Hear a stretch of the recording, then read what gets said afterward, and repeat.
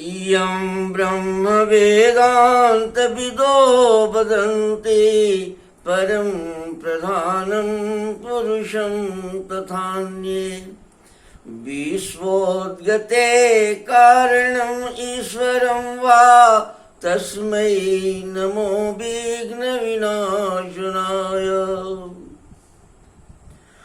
हे गणपति देवता, आज आपको प्रार्थना के साथ, प्रतिदिन ही प्रार्थना के साथ कहता हूँ, आप कृपा करें हमारे लोगों पर।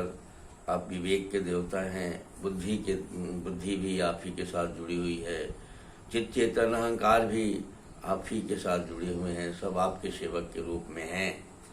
आप थोड़ी सी कृपा करें जिससे कि मनुष्य में स्वास्थ्य की रक्षा, रोगी मनुष्यों को रोग मुक्त करने की जो परंपरागत हमारी एग्रीमेंट है, परंपरागत हमारी इच्छा रही है, परंपरागत हमारा आयुर्वेद का जो संदेश रहा है, इसी उद्देश्य से आयुर्वेद का उत्पत्ति हुआ, इन बातों को लोग मानने की, इनके प्रति कुछ ध्यान दें ताकि स्वस्थता बढ़े, तन और मन दोनों स्वस्थ हो जाए। मैं श्याम बिहारी तिवारी आयुर्वेद और वेद का उपासक हूँ। मैं आपको आयुर्वेद के जो संदेश है उसको सुनाने के लिए, बताने के लिए मैं इस कार्यक्रम को करता हूँ। प्रेरणा भीतर होती है कि मेरा भी कर्तव्य है, अगर हम कहीं भूल में हैं तो हमको याद करने की कोशिश करनी चाहिए। एक छोटी सी चींटी का प्रयास ही सही, लेकिन मैं कोशिश करता हूँ इस चींटी के प्रयास से एक बार हम याद करें कि हमने जब जंगली जीवन से सभ्य जीवन स्वीकार किया था तो क्या माने हुआ और आज क्या हो रहा है। माने हम आज कैसे हैं, अल्लाह कम से कम अपने स्वास्थ्य और तन और मन का भी समीक्षा मुझे करनी चाहिए। आयुर्वेद का आदेश है कि जब तक आप अपने प्रकृति की धारा में, प्रकृति शैली में, जो प्रकृति के निर्माण की शैली है उससे अगर आप विपरीत चलेंगे, आप किसी भी हालत में, कोई ज्ञान विज्ञान किसी भी हालत में आप स्वस्थ नहीं रह सकते। ऐसी स्थिति देखी भी जा रही है। चमत्कारी आयुर्वेदिक दवाइयाँ और अद्भुत भोजन करने का विज्ञान, आधुनिक विज्ञान, ये सब काम नहीं आ रहा है, सब फेल कर गया है। एक छोटी सी मांग आज पूरे देश में, विश्व में हो रही है कि इम्यून पावर अगर मजबूत है तो कोई बात नहीं, रोग रक्षणी शक्ति जो हमें ईश्वर की ओर से मिली हुई है, जन्मजात मिली हुई है, वो अगर मजबूत होगा तो हमें किसी भी रोग से भय नहीं है। लेकिन ये इम्यून पावर कैसे बनेगी, ये मॉडर्न साइंस को, आधुनिक विज्ञान के पास उसका कोई उपाय नहीं है।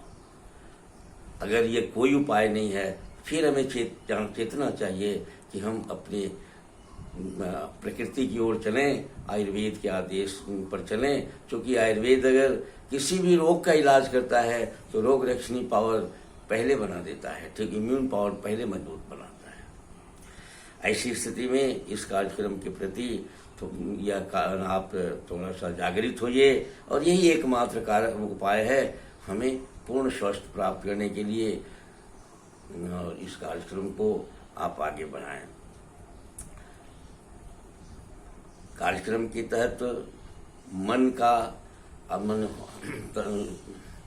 दोष यानी कफ पित्त वात की वृद्धि में हमारे शरीर के कुछ लक्षणों पर मैंने चर्चा की कि शरीर का कुछ अवयव के मन ऐसे प्रभावित हो जाते हैं, वो सब रेड लाइन बताए जो गए हैं, वो सब निर्देशक लक्षण हैं मैंने आयुर्वेद के रोग निदान का, रोग की पहचान का, विकृति का। आज हम सूक्ष्म शरीर की ओर, हमारे शरीर तो स्थूल शरीर पर की बात क्या, पर स्थूल शरीर पर उसकी क्रिया पर क्या असर पड़ता है इसकी चर्चा हम लोग कर चुके हैं।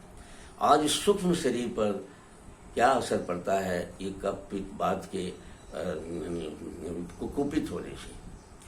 आज हम सबसे पहले ध्यान देंगे कि मन और पर हमारे इसका क्या असर पड़ता है, हमारी ज्ञानेंद्रियों पर इसका क्या असर पड़ता है। मन जब वायु ज़्यादा विकृत हो जाता है, कुपित हो जाता है, तो मन जो है हमारा भ्रम में फंस जाता है। क्योंकि मैंने बताया है कि मन ही पूरे बनाने की जिम्मेदारी है।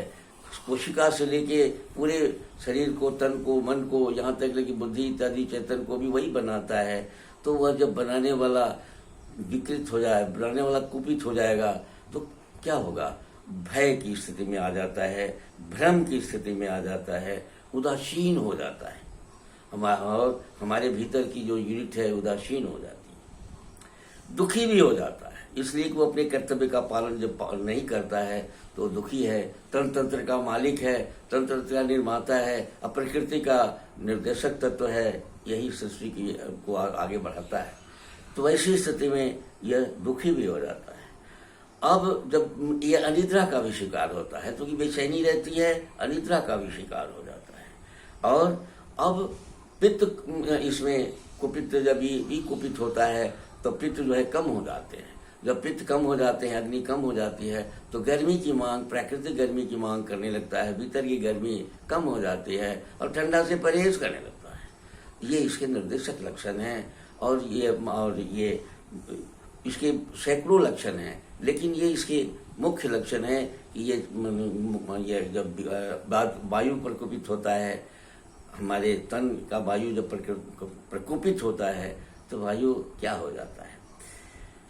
पित्त जब प्रकोपित होता है तो हम कमजोर हो जाते हैं। क्यों कमजोर हो जाते हैं? कि मैंने बताया है कि सब पित्त ही परिवर्तक पावर है, प्रकृति से वस्तु लेकर हमारा बनाता है। वही अगर आधुनिक विज्ञान की बात करें तो विटामिन, प्रोटीन, ये सबको का निर्माता वही है और वही परिवर्तित करता है, वही तोड़ता है, वही शरीर के लिए उपलब्ध कराता है, वायु को देता है।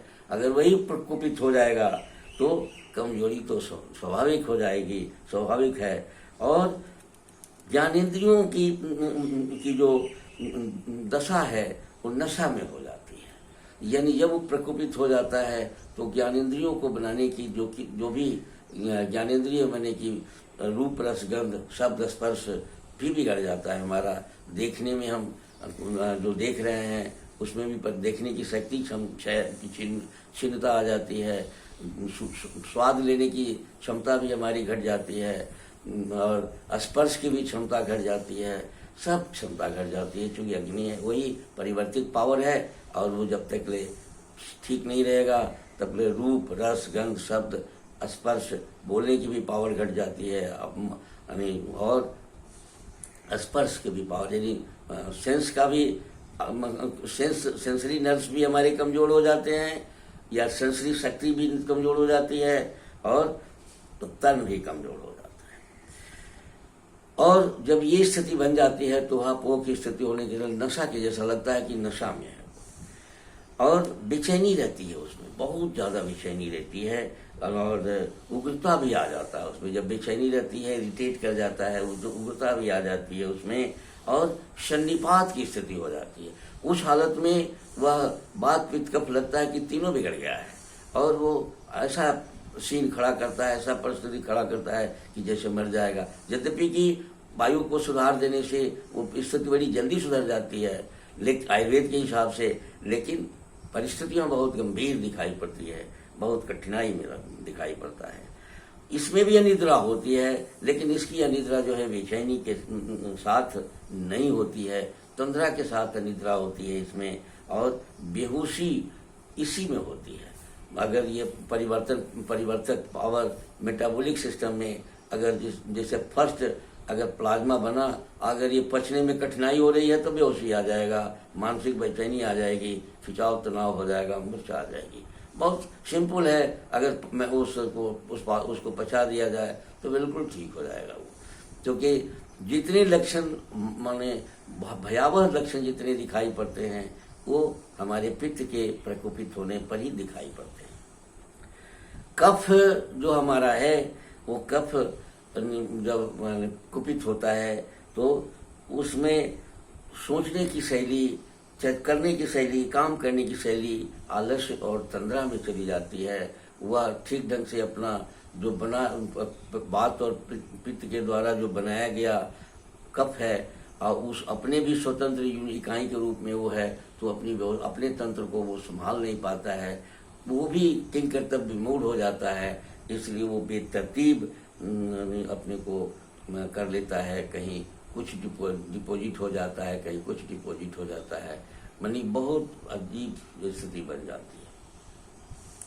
ये तीनों के विकृत होने, तीन शक्तियां हमारे साथ काम करती है और तीनों में जब किसी भी प्रकार की विशिष्ट पूर्णता आ जाती है, कुपित हो जाता है। कुपित होने के भी कारण मैंने बताया है कि कैसे कुपित होता है, ये किस स्वाद से ही कुपित होता है, तो कुपित हो जाता है, तो यह इसकी हालत ऐसी हो जाती है। इस तरह से हम मानी जब ये स्थिति देखी जाती है तो आयुर्वेद में स्वाद के अनुसार इसका शमन किया जाता है, बिल्कुल ठीक हो जाते हैं। चूँकि आयुर्वेद में इस बात पर हमेशा मैं चर्चा करता रहा हूँ कि आयुर्वेद में जो आधुनिक जितने रोग हैं ये नहीं थे। रोग का समावेश जो है मुश्किल से 100-150 वर्ष से ही माने रोग कह के आया है। उसमें अपने जो रोग हैं वो लक्षण के अनुसार थोड़े बहुत जरूरती सारोग रहनी 400 विसूचिका ये सब कह के आया है, तो उसके शरीर की बनावट का लक्षण है, ये रोग नहीं था। लेकिन ये रोगी इस सब रोगों का समाधान वात पित्त कफ को संतुलित कर देने से हो जाता है। आज का कार्यक्रम इसी इन्हीं बातों से आपको समर्पित करता हूँ, समाप्त करता हूँ और प्रार्थना करता हूँ आपसे कि आप जगिए, अपने परंपरागत खान पान में को याद करिए और जो आपके पास उपलब्ध है वही परंपरागत खान पान है, उसको स्वाद के आधार पर लेने की कोशिश कीजिए और प्रकृति के साथ जुड़ के चलने की आदत बनाइए और स्वस्थता प्राप्त कीजिए। भय भ्रम ये सब मिट जाएगा, सारी व्यवस्थाएं खत्म हो जाएगी, बड़ी सारी परेशानियां बढ़ जाएगी। यह देश बहादुर है, बहादुर हो जाएगा। इसी के साथ आज का कार्यक्रम आपको समर्पित करते हुए यहाँ विराम देता हूँ। धन्यवाद।